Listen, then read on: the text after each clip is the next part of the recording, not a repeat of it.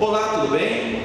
Mantendo a série de entrevistas aos convidados aqui da OAB Bauru, tenho a honra e o prazer de estar ao meu lado o Dr. Everton Gonzalez, que é gerente executivo da parte jurídica do Banco do Brasil e que esteve no 4º seminário de gestão estratégica aqui da OAB, proferindo a palestra Indicadores de Desempenho para Departamentos Jurídicos e Escritórios. Doutor, obrigado por aceitar nosso convite. É um prazer tê-lo aqui em nossa OAB e espero que seja a primeira de muitas outras. Afinal de contas, todo tipo de conhecimento é bem-vindo e vindo de uma pessoa com um notório saber e experiência sempre gratificante. Isso, Alexandre. Eu que agradeço o convite da OAB Bauru e estou à disposição para quando precisar. Bom, para a gente começar, já que interligando a sua palestra, como que um escritório de advocacia pode ter consciência ou analisar esses desempenhos na questão financeira, na questão dos desempenhos de uma forma geral, na parte jurídica e na parte econômica, na qual também o senhor é expert? Bom, o escritório tem que ter duas vertentes. A avaliação desses itens que você indicou, internas para o escritório e aquelas que ele pode contribuir para o seu cliente. Então ele tem que avaliar quanto que ele gasta, o que ele está produzindo, quanto isso está custando para ele, quanto que está se revertendo em resultado para ele e quanto isso se reverte em resultado para o cliente. E em relação ao cliente, ele tem que conhecer os objetivos do próprio cliente, suas missões, visões e valores. Se ele não conhece o cliente, o trabalho dele vai ficar focado internamente, não vai conseguir atender aquilo que o cliente deseja. Ou seja, ele tem que fazer um raio-x do cliente para depois ter um prognóstico, um diagnóstico daquilo que ele pode atuar. Perfeito, a tua figura aí é bem própria. Ele tem que conhecer o cliente, entrevistar o cliente, ver o que o cliente precisa, onde ele quer chegar e no que ele, escritório de advocacia, sua equipe, podem contribuir para que esse cliente atinja esse objetivo dele. Atinja e eventualmente até supere os seus objetivos. Bom, nossos vídeos são muito assistidos e compartilhados e a pessoa que está nos assistindo deve estar se perguntando: como que eu vou entrevistar o cliente? Como que vai ser essa abordagem? Vai ser direta, que nós estamos tendo aqui, numa forma de um bate-papo? É legal ele ter um roteiro, mandar um e-mail para o cliente responder? Como que ficaria essa tratativa entre o profissional e o cliente? Alexandre, acho que qualquer tipo de comunicação, quanto mais objetiva e direta, melhor. Então é chegar para o cliente dizendo-se disposto a ofertar um bom trabalho, um trabalho de excelência, dentro não apenas do que o cliente espera dele, mas principalmente do que ele pode extrapolar essa expectativa do cliente. Então é ser muito franco, muito objetivo em indagar o cliente, o que ele espera e como ele pode contribuir ou até superar essa expectativa do cliente. Até porque um profissional que tem uma abordagem desta, ele está trazendo uma inovação para o cliente. Porque não é algo comum encontrar no escritório de advocacia esse tipo de abordagem. Não, e essa, acho que a inovação está justamente aí. É começar a abordar isso aí como uma ferramenta que o cliente não sabe que existe, mas que ela é fundamental para se prestar um bom serviço. E que os dois precisam, né? O profissional e o cliente. O profissional e o cliente. É aí que está a ideia de surpreender o cliente.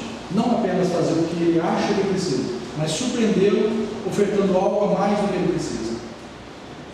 Com a sua larga experiência, qual a dica que o senhor poderia passar em relação a essa surpresa? Para quem está nos acompanhando, qual seria essa surpresa, este diferencial que vai fazer a diferença entre o profissional que acompanha nossos vídeos, que acompanha as palestras, para aqueles que infelizmente não têm contato? Acho que todo mundo já participou de uma entrevista de seleção para um emprego. Quem não participou tem a oportunidade de procurar na internet e localizar. Quem vai para uma entrevista com alguém, a primeira coisa que deve fazer é se municiar de informações do cliente sem antes ter perguntado a ele. Então, quando você se apresenta ao cliente, já tendo pesquisado o que é aquela empresa ou aquele cliente, tendo informações sobre ele que ele não imagina que você tivesse, ele já começa a perceber que você tem um interesse sério em ajudá-lo, em auxiliá-lo. Acho que A surpresa começa aí. Conhecer o cliente antes mesmo de você fazer essas entrevistas. E a surpresa maior é entregar um serviço de qualidade, entregar informações de qualidade, ser proativo e ofertar para o cliente algo que eventualmente ele não sabia que era necessário, mas que vai contribuir fundamentalmente para ele decidir os rumos da empresa dele. Ou seja, fazer uma investigação na vida do cliente, do problema, que geralmente o cliente que procura advogado, ele tem problema. É difícil a pessoa que vai procurar advogado para a manutenção da tranquilidade. Às vezes o cliente pode procurar antes de surgir o problema, e aí você não tem que saber, mas você tem que saber onde é que essa empresa está inserida, qual que é a participação dela no mercado, o que ela faz, quais são os aspectos legais que envolvem essa empresa, Os desafios que ela tem. os desafios que ela pode ter e aquilo que você pode ofertar para ela que pode contribuir para que ela supere esses desafios. É um planejamento tributário, é uma prevenção de acidentes, é uma prevenção de questões relacionadas a demandas trabalhistas, Um manual de operação. um manual de operações. Isso é uma coisa simples, né? Hoje em dia, Exatamente. o profissional de direito tem capacidade de falar, vamos fazer um manual, estudar o que pode, o que não pode. Não é algo difícil. Não é só se dedicar, se antecipar e fazer isso. Não é esperar o cliente e falar assim, faça para mim um manual. Se você chega ao cliente sabendo, olha, você atua em tal segmento do mercado, você detém tanto de percentual de participação no mercado, vi que o teu faturamento é esse, vi que você está nessas praças, você lida com transporte, está aqui, ó, um manual sobre como você lidar com as questões envolvendo veículos, funcionários em deslocamento, jornada de trabalho, hora limitinha, tudo isso. É um relatório de uso do veículo. Exatamente. Porque às vezes a empresa fala, eu tenho meu contador, o contador quer fazer. Eu tenho meu RH, o RH quer fazer. Como lidar com isso? Porque na minha humilde visão de muitos, o outro profissional acaba, na boa vontade, atrapalhando. Como lidar com isso? Eu creio que há uma diferença entre você oferecer conforto e oferecer segurança. Muitas dessas empresas ou esses profissionais que você citou querem oferecer conforto, sem se preocupar com a segurança jurídica. Então, o profissional do direito, ele tem que estar ciente de que o que ele tem que ofertar para o cliente é uma opção de fazer algo de acordo com a lei, ou se ele não conseguir se adequar totalmente, os riscos aos quais ele estará sendo exposto, que muitas vezes esses profissionais desconhecem, porque não atuam diretamente no segmento do direito. E acaba fazendo não por assim, sem maldade, às vezes por uma boa... Para ajudar. E acaba prejudicando. Exatamente. Aí quando o profissional do direito é chamado, o problema já está exponencialmente maior.